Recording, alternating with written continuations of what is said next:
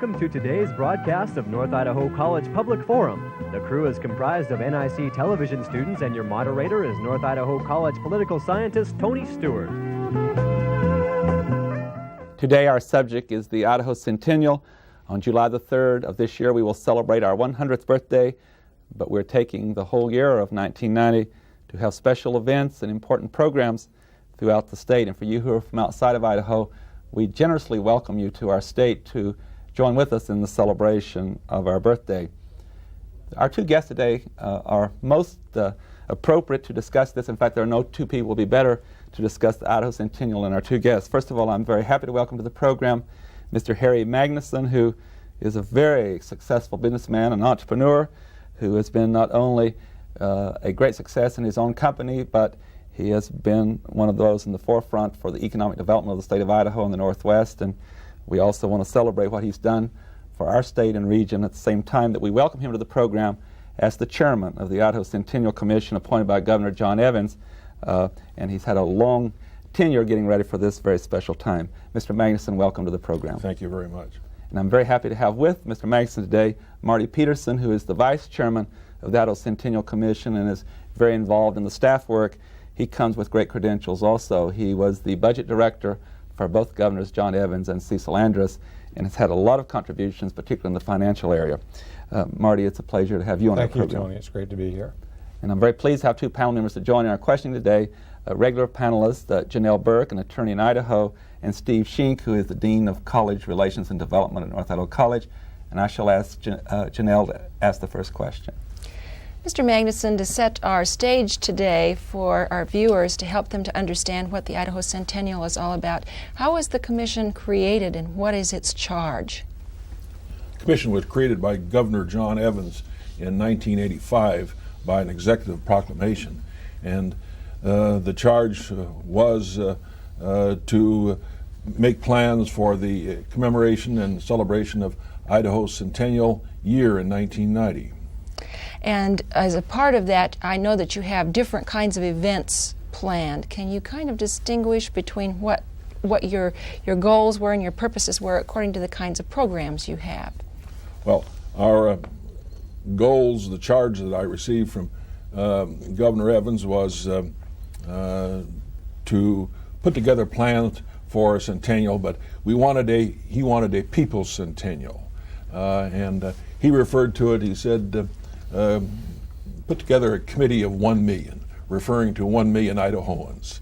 And so we have moved ahead with that as a mandate, and we've put together a grassroots program for our centennial year, and we have a wide array of various type of activities planned. Steve Shink. Mr. Peterson, since you seem to be the money man in the group, although I know Mr. Magnuson is not unfamiliar with financing large operations, I'll ask you a question about how this effort was funded, and preface it by saying that the reviews of what you two and the committee of 1 million, or however large that committee turned out to be, the reviews of what you've accomplished have been tremendous. It took some financing to do what you've done. How was that money raised, and what has it amounted to? Financing has been really a very important element. When we first established the commission, I met with former Governor Robert Smiley, who had been Idaho's governor in 1963 during the territorial centennial, and asked him for some advice on what we should do if we could learn from the mistakes they made with their celebration in '63, and he said, raise money. I was also state budget director at the time, and this was in the early '80s when Idaho was going through some pretty serious economic difficulties. And it was obvious in my mind, and I think the minds of most others, that we could not depend upon the state general revenues as a primary source of funding the centennial. So we looked beyond the scope of the state's general account budget and looked towards the generation of dedicated revenues and revenues even from outside of government. And we hit on three primary areas. The three areas that we hit on were the development of a special license plate program with a premium to be charged for the use of the special license plate. The raising of funds through the private sector in terms of corporate contributions. And the final one, stealing a page out of the Los Angeles Olympics Coordinating Committee handbook, licensing commemorative products to private manufacturers and getting royalties from that. And in total, what did those activities raise? We will, by the time we're done, we will have probably raised directly into our coffers somewhere in the neighborhood of $8 million. And that doesn't take into consideration an equivalent or even greater amount of money that has been raised through individual project sponsors, local committees, that kind of thing.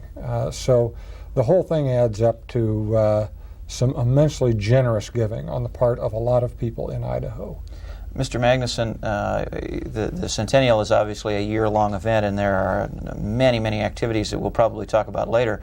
But following up on that last question, is the money that's been raised to date earmarked to fund a year's worth of activities, or will there be spin-offs from the Centennial proper that will continue into the future?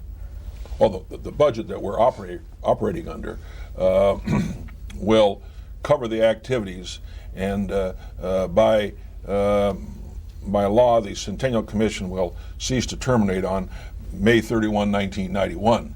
All of our activities will have been completed principally in 1990. There'll be a few that'll spill over until 1991.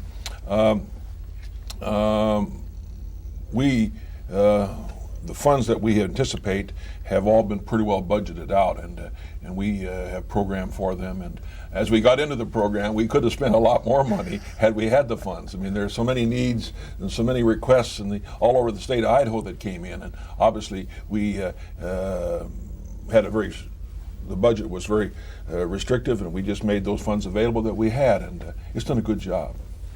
Mr. Magnuson, you spoke to the students at North Idaho College today also, and I was very pleased to hear that the Commission, through its mission, has had a twofold purpose or programs that they have dealt with in the Commission. And I know I'm a little bit biased living in Idaho, but I don't think any commission has done any better job than your Commission has done. I wish you'd take a few minutes to tell our viewers that you are doing two aspects to our Centennial. One, I'm speaking of the immediate events that will take place, the parades, etc., and then the legacies that will be left on. If you could discuss those two and give us some examples, I think that would be good for our viewers. Thank you. Well, the Centennial program, we early on agreed upon our logo, Celebrate Idaho, and the Centennial is, a good large part of it is celebrating Idaho. I mean, celebrating our beautiful state, celebrating our historic heritage, celebrating our traditions, and reflecting on the past. And to that end, we are going to have the number of events that will make that possible: the parades, the balloons, and all of that. And we think that's going to be a real important part of the many activities that we have going on through the year. We also have an important part of our program which deals with the lasting legacies. We have a lasting legacy committee, and it has in turn stimulated in the 44 counties 44 local lasting legacies. We haven't really addressed as a primary goal a lot of bricks and mortar. I mean, there are some projects that will result in, refinement of some building or even new buildings. But what we have been primarily bent on is, renewing the pride of Idahoans, strengthening the spirit of our moral fiber, and developing, those programs that we can work together that will last on and continue. We have that's the kind of heritage and legacies that we wanted to really leave. And of course, we have one of the favorite ones that I really like is the Idaho Heritage Trust. It's a program that we referred to this morning to make possible, hopefully, the acquisition of historic sites and beautiful, pristine, undeveloped parcels of land that might be available and which we might be able to acquire in this trust for future generations. This Heritage Trust, I'm like you, I'm just so impressed that will last on and on. And you've already, very wisely as a commission, found a way to have some funding for that. Would you explain to our viewers in other states that might be thinking about this, that you're going to get some funds through the license plate after the celebrations over? Well, we've met with such good success with our license plate concept, in which we have 150,000 license plates sold in the centennial license plates in Idaho, and we have 1,200,000 vehicles. We have gone to the legislature and prevailed upon them, and they are going to continue the philosophy of the license plate after 1991.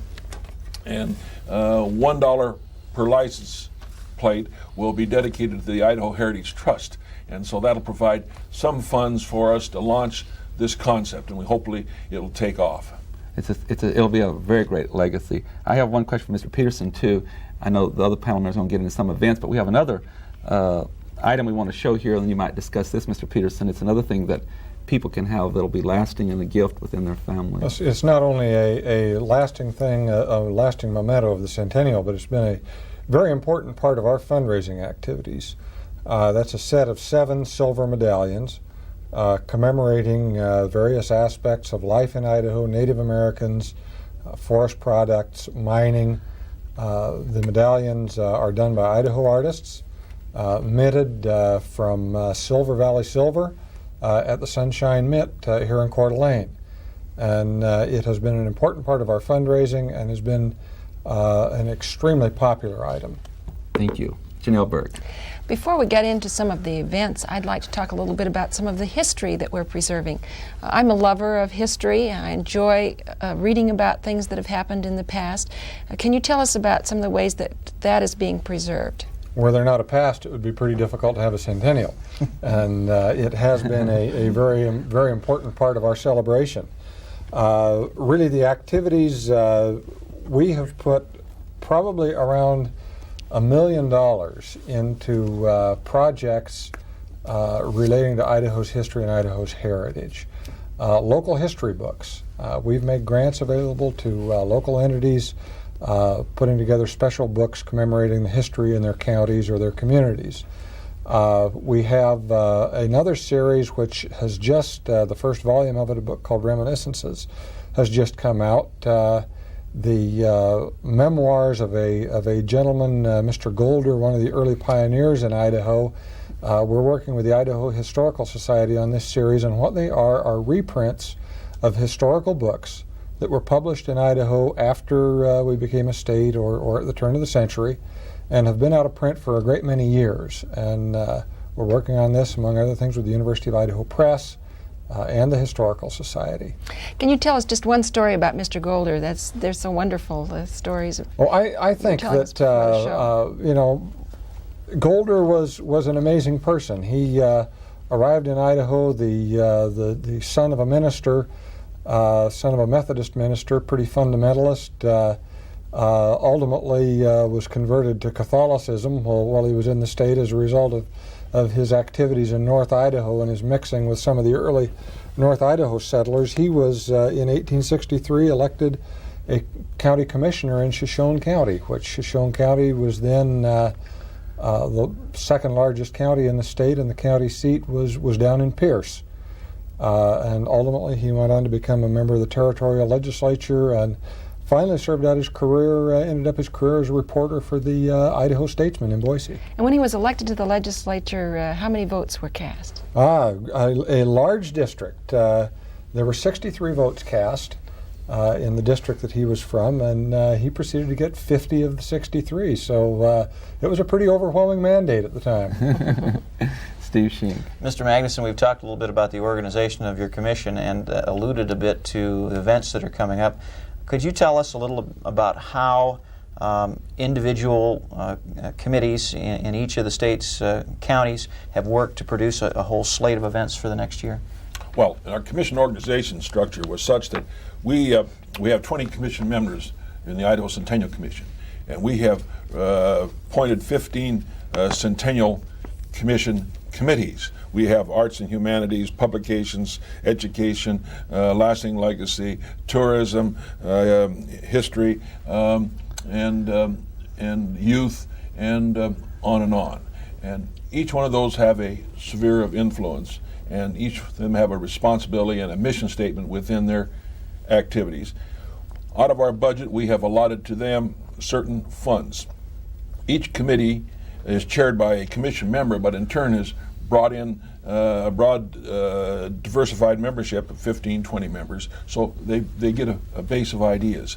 And these committees have interfaced with, and then in addition we have 44 county committees, one in each county.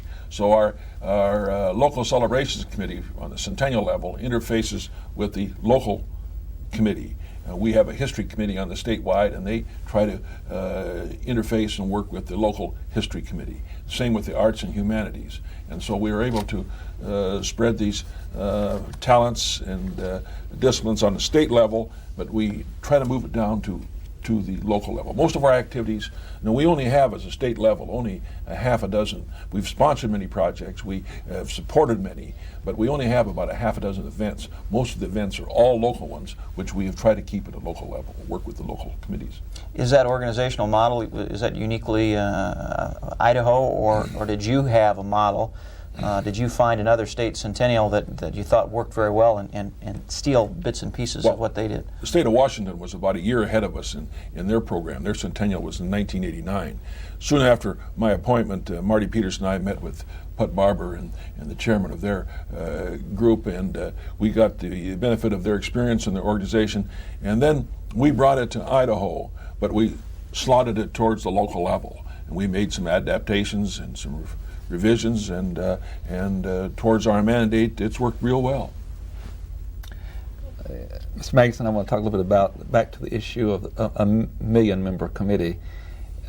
Earlier today, you also talked about how to involve individuals in the, if I could have this particular pamphlet that talks about events all over the state, you're quoted in here to really stress that theme that the way to really celebrate Idaho's centennial is to be a part of it, to participate.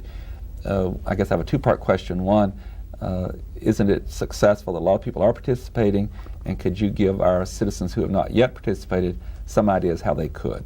Well, we want to involve all Idahoans. We want to have the centennial not just a Boise-based operation, but for everybody in Idaho, every community.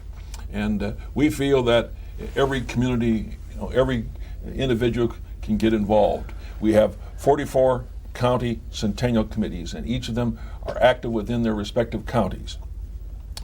They have programs. Some are very, very active. Kootenai County's got a whole list of a program, and Shoshone County, each of the counties. But if some reason you're not involved and you have not become part of some effort in some community, we have a program, Come Home to Idaho. It's our homecoming committee. And everybody can participate. You can have a family reunion, a church reunion, a club reunion, a block reunion, any kind of a reunion. And we're hoping that you'll come back to Idaho in 1990 and you'll celebrate and commemorate and enjoy. And so in that way, there's nobody in Idaho that can't get involved. Another thing with your committees, your 15 committees, you've not left out anything. You've got the arts and the humanities, you've got sports, you've got mining competitions and lumber. The American Indian community is having a very special program in Boise. You have just covered the whole life experiences of the people of Idaho. We haven't wanted to miss anyone. And we've got the Native American, we've got the other ethnic groups involved, and we have a special committee on the youth. We've been a five-year planning process, and this is longer than a span of youth in government and schools. But we have a committee that has brought the youth into it, and we have several youth programs, and which we think will be helpful. And then we have involved the 9 institutions of higher learning. We have on each of the campuses within their campus structure a centennial committee. If anybody has slipped through or doesn't participate, Tony, it's their own fault. I mean, we've given them all an opportunity. You certainly have. Mr. Peterson, before the program's up, we have about 10 minutes left, but we want to talk about some of the events people can attend. I know the panel members will do this too, but I'd like to ask you to take a minute before I return to the panel to highlight some events. Now, this show will air on May the 19th, so anything before that would not be on the program, but tell us about some things in different regions of the state that people will particularly be interested in during the centennial. Sure. Let's just start right out up here in the Panhandle and go to late June with the kickoff of the Ore-Ida Women's Challenge bicycle race, which is going to start in Sandpoint, the longest and most grueling women's bicycle race in the world. In fact, on the airplane this morning, flying up from Boise, I was on the plane with the organizers, the Idaho organizers, on their way laying the groundwork for that. But it's going to be starting in Sandpoint, coming down through Coeur d'Alene, going down Moscow, Lewiston, that way. We have in August, up in the Panhandle at Old Mission State Park, the Coeur d'Alene Indians are going to be doing a phenomenal program, reenacting the coming of the Black Robes to North Idaho. We have just finished, as this program airs, the World Timber Championships down in Lewiston, which pulled in competitors from all over the United States.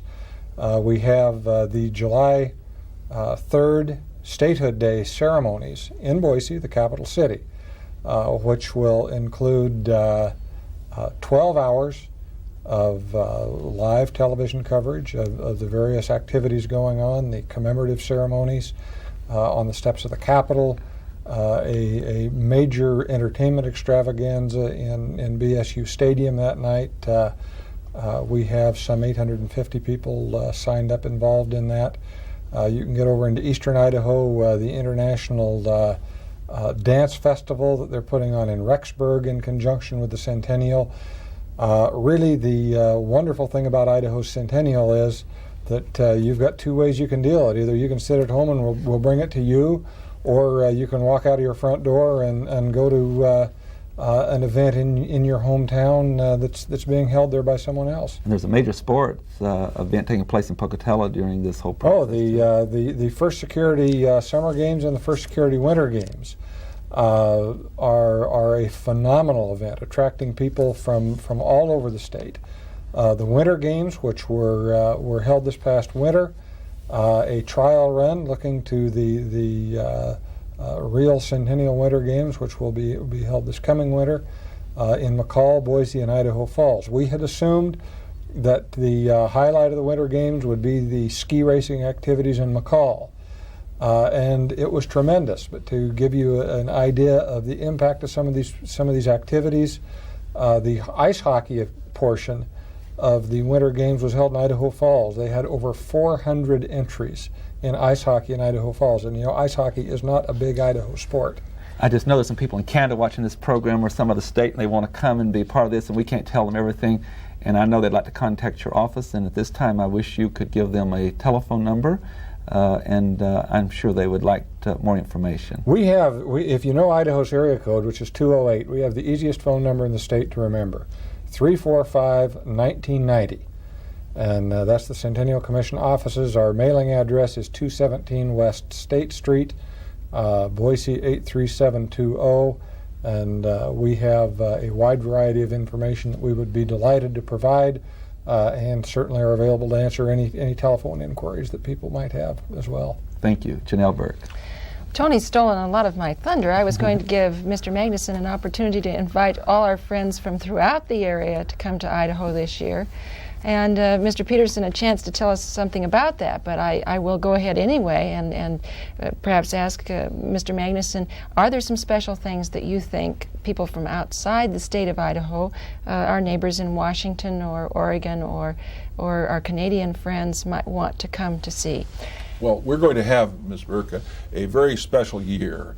It's a special time, and the welcome mat is out, and there will be something, as that calendar events shows, almost every day or every weekend somewhere in Idaho throughout the year. And we have had the Idaho Host program. We've had over 4,000 people take this course to become good hosts within their businesses in Idaho. And so the welcome mat is out. We're going to have a very special year. There are events, and I think it's a wonderful time to come to Idaho. A lot of people are coming. It's a real once-in-a-lifetime opportunity to join us in celebrating what we have in our beautiful state. And Mr. Peterson, this calendar of events, I take it, is available by writing to your office. It is. And it does tell on a day-by-day basis what is available. Absolutely. We have there are better than 1,000 events listed in there. Our list is growing every day. Although that's the final version of that we'll put out in print We do have everything on computer, since this is the computer age, and if people in the outlying areas, if the printed schedule isn't enough for them and they have a modem on their personal computer, we'll give them the phone number and they can tie in and get the day's most current version of the calendar. Steve Sheen. Mr. Magnuson, I suppose I knew that you had been appointed by Governor Evans, but it surprised me when I heard it. This has been a long charge, and it isn't over yet. There's a considerable span of time between now and May 3rd, I think you said 1991. Did you really know going in how much work this chairmanship was going to involve? I knew, Steve, it would be work, but I really didn't know how much work or how much time. But it has. I've had a lot of community work in my lifetime. I've enjoyed it, but this has been really a privilege, and it's really a special opportunity, and something that I tremendously enjoy, and I'm very grateful for. And it's been a lot of work. I've enjoyed it. It'll be good when we get to the end of it. For all those reasons, I'm sure the people of Idaho are grateful to you for taking on that responsibility. I wonder, as a businessman, it's important to do what you're doing regardless of any monetary return for the state, but is this a good investment for Idaho in terms of exposure and bringing new people and focusing attention on our wonderful state? Well, the Centennial is a tremendous opportunity. We have approached it, from the cultural, the heritage, and the celebration type. But there's a tremendous economic spin-off. We have 4 million visitors to Idaho in a normal year. We're anticipating over 6 million in 1990.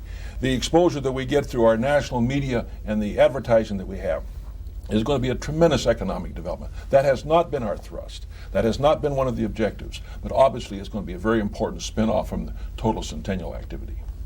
We have just about a minute left, but Mr. Magnuson, it has been so successful. I understand other states are borrowing things from us, like Minnesota, I believe, is using the slogan, Celebrate Minnesota. So we have had contacts from other states, have we not? Well, some of the things that we have done, the organization of our committee, Mr. Peterson has been invited to Utah to come down and give them some advice. Their centennial's up in a year or two. I understand that Minnesota is taking off on our slogan, Celebrate Idaho, and so we must be doing something good, Tony. I hope so. Well, on behalf of the panel and our staff, we want to thank Harry Magnuson and Marty Peterson for being here.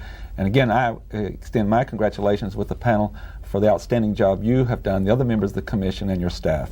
Thank you very much. Ladies and gentlemen, we hope you've enjoyed our program. Let's celebrate Idaho together. We again welcome you to Idaho, and for you who are in Idaho, we want to work together throughout the remainder of this year. We hope you've enjoyed our program. We're sure that you have, and we'd like to invite you to join us again next week, and we'll discuss an important subject. Until then, please have a good week. I am Tony Stewart.